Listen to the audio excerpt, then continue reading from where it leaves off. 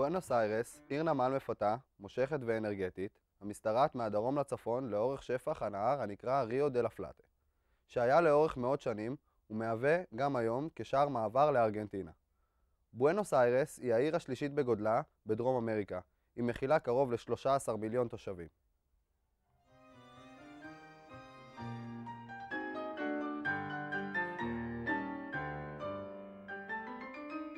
התושבים בבואנוס איירס, הידועים בכינוים פורטניוס, היום בעלי זהות תרבותית עשירה.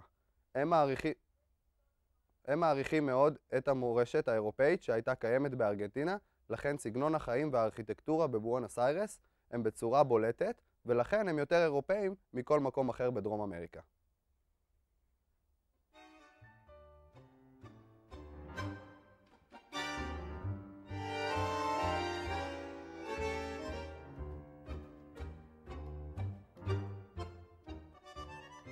בעיר קיים אחד מבתי האופרה הטובים בעולם, כיום הנקרא תיאטרון קולומבוס.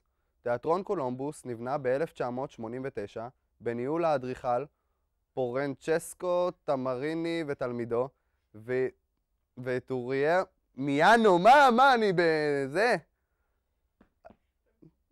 התיאטרון שתכננו היה בסגנון איטלקי ותיאם במידתו ובאווירת הנועם שהשרה את המקובל באירופה.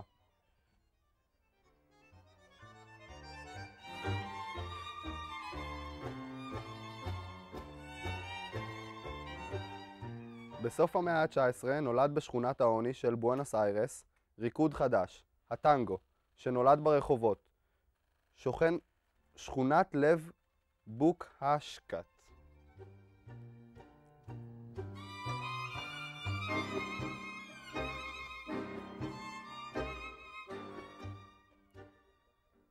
כדורגל הוא הספורט הפופולרי ביותר בארגנטינה בכלל. ובבואנוס איירס בפרט.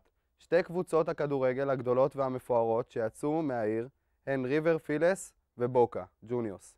קבוצתו של גדול הכדורגלני ארגנטינה בכל הזמנים, דייגו מרדונה.